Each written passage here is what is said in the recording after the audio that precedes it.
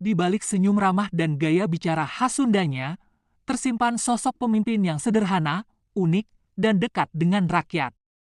Namanya Deddy Mulyadi, seorang tokoh yang menjadikan budaya sebagai jantung kepemimpinannya, lahir di Subang, Jawa Barat, 11 April 1971.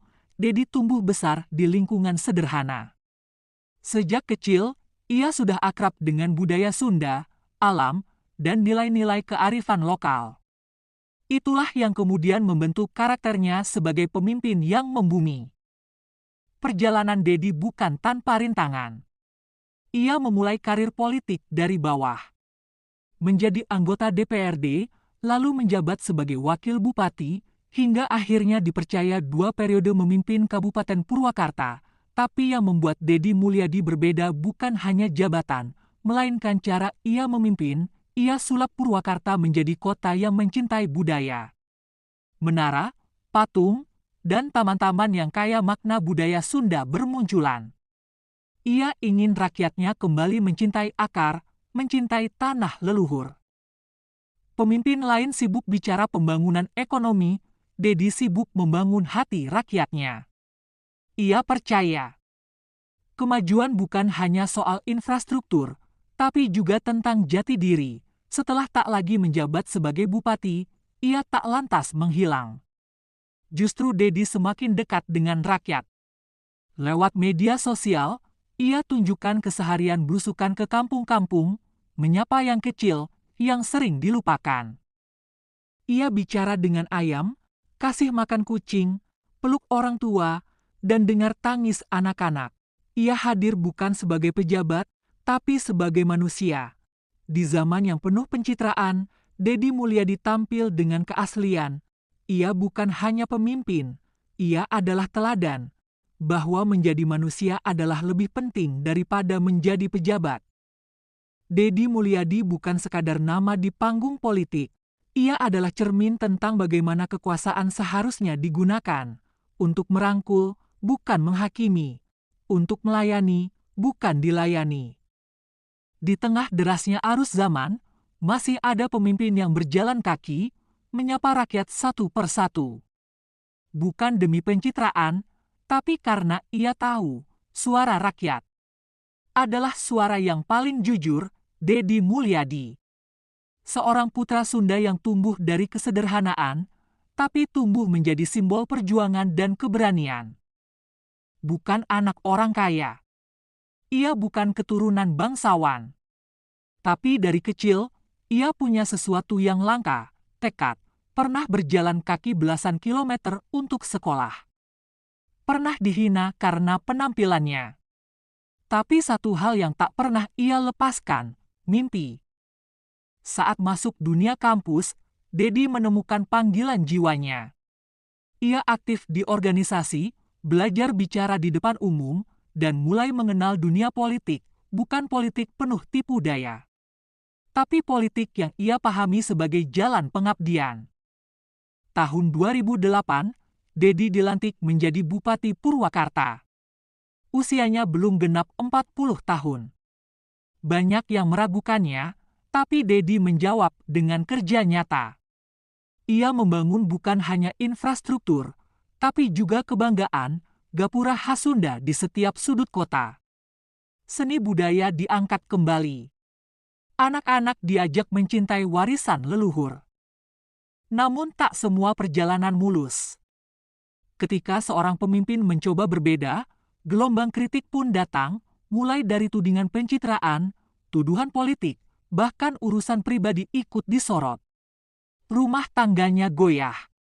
Hidup pribadinya tak lagi milik sendiri, tapi Deddy tetap berdiri. Karena dalam setiap luka ada semangat yang tak bisa dipadamkan. Setelah tak menjabat, Deddy tidak duduk manis di rumah. Ia memilih jalan kaki menempuh desa-desa terpencil, tidur di rumah-rumah rakyat kecil. Ia mendengar keluhan ibu-ibu. Menyaksikan langsung anak-anak tak sekolah. Mencicipi nasi seadanya, karena ia percaya pemimpin yang baik. Bukan yang duduk di menara gading, tapi yang mau duduk di tikar rakyat. Deddy Mulyadi mungkin bukan pemimpin sempurna. Tapi di tengah banyaknya wajah-wajah politik yang palsu, ia hadir sebagai sosok yang jujur, dengan bahasa Sunda yang ramah, dan hati yang tak pernah lelah, karena sejatinya, kekuasaan bukan untuk diagungkan, tapi untuk digunakan menebar manfaat. Hari ini, mungkin Dedi bukan pejabat tinggi, tapi kisah dan ketulusannya telah menjadikannya pemimpin di hati banyak orang. Dedi Mulyadi bukan sekadar politisi, tapi pejuang, penjaga budaya, dan sahabat bagi rakyat kecil. Ia tak hanya membangun jalan dan gedung, tapi juga membangun identitas. Ia ingin warganya bangga menjadi orang Sunda, tapi tak semua setuju. Kritik dan hinaan datang bertubi-tubi. Bahkan dalam urusan pribadi dan rumah tangga, Dedi tak luput dari sorotan. Tapi ia tetap melangkah dengan senyum dan logat Sundanya yang khas. Bagi Dedi, kekuasaan bukan untuk disanjung, tapi untuk melayani. Ia percaya, jika pemimpin bisa dekat dengan rakyat, maka solusi akan datang dari hati. Dedi Mulyadi adalah simbol dari perjuangan tanpa pamrih. Sosok yang menunjukkan bahwa politik bisa dijalani dengan hati, dan bahwa budaya bisa menjadi kekuatan untuk membangun bangsa, karena sejatinya, kekuasaan adalah jalan untuk mengabdi, bukan untuk dinikmati. Perjalanannya bukan sekadar tentang kekuasaan, tapi tentang hati yang terbuka, dan telinga yang mau mendengar. Dari aduan tentang jalan rusak, hingga keluhan seorang nenek yang kehilangan akses pengobatan, Dedi hadir. Bukan dengan janji, tapi dengan aksi.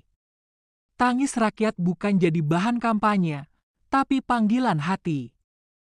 Setiap langkah diiringi kesedihan yang tak pernah tampil di layar kaca. Saat anak-anak menangis karena tak bisa sekolah. Saat petani pasrah karena gagal panen. Dedi datang bukan sebagai pejabat, tapi sebagai manusia. Tak semua perjuangan mulus. Difitnah, diremehkan, bahkan dijauhkan dari panggung kekuasaan. Tapi dia tak goyah.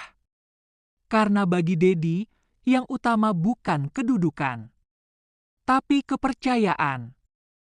Ini bukan cerita tentang pahlawan. Ini cerita tentang manusia biasa, yang memilih mendengar ketika yang lain hanya bicara. Yang memilih hadir ketika yang lain sibuk berjanji. Ia tak segan menembus gang sempit, menyeberangi sungai kecil, mendatangi rumah-rumah yang jauh dari pusat kota. Karena baginya, pemimpin yang baik bukan yang ditunggu masyarakat, tapi yang lebih dulu datang.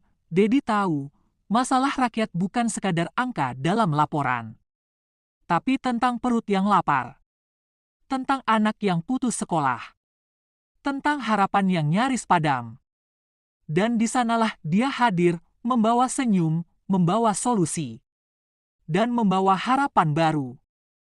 Masyarakat melihatnya bukan sebagai pejabat, tapi sebagai keluarga, sahabat, bahkan bagi sebagian orang, seperti ayah sendiri. Mungkin inilah yang membuat Dedi Mulyadi berbeda. Ia tak membangun jarak. Ia merobohkan tembok antara kekuasaan dan rakyat. Ia hadir bukan untuk dilayani, tapi untuk melayani. Dedi Mulyadi telah membuktikan bahwa kedekatan dengan rakyat bukan strategi politik, tapi panggilan hati. Dan selama ia masih melangkah, masyarakat tahu mereka tidak berjalan sendiri. Seorang bapak mendekat. Ia bercerita tentang sawah yang tak lagi produktif karena saluran irigasi rusak. Seorang pemuda mengeluh tentang sulitnya mencari pekerjaan. Seorang ibu menangis lirih, meminta bantuan agar anaknya bisa tetap sekolah. Dedi tidak menjanjikan surga, tapi ia berjanji satu hal, ia tidak akan melupakan suara mereka. Satu persatu keluhan itu ditulis, dicatat, diingat, dan yang lebih penting diperjuangkan. Di sudut-sudut kampung yang sering luput dari peta pembangunan, hidup berjalan pelan tapi penuh beban. Di sana, ada tangisan yang tak terdengar. Ada harapan yang nyaris padam.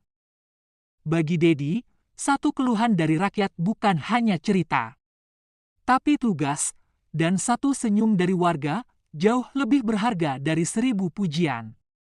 Dedi Mulyadi bukan hanya menyentuh tangan warga, tapi juga hati mereka. Ia tidak menjanjikan surga, tapi ia berjuang agar rakyat tidak terus hidup dalam neraka kenyataan, dan perlahan, keluh kesah itu berubah menjadi senyum, rasa putus asa itu berganti harapan, bukan karena keajaiban, tapi karena ada yang mau benar-benar mendengarkan.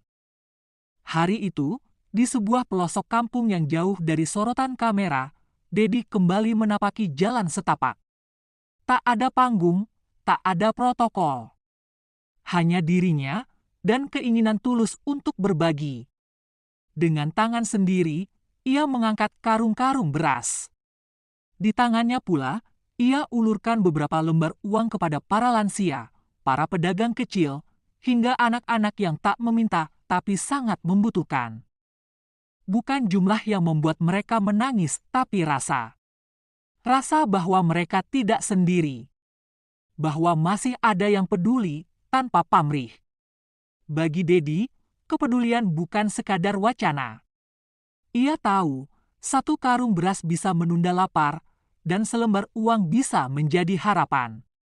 Tapi lebih dari itu, kehadirannya menjadi penyembuh luka sosial yang kerap tak terlihat. Terima kasih sudah menyaksikan video ini sampai akhir. Kalau kamu merasa konten ini bermanfaat atau menginspirasi, jangan lupa untuk like, komen pendapat kamu di bawah, dan subscribe supaya kamu nggak ketinggalan cerita menarik lainnya. Sampai jumpa di video berikutnya.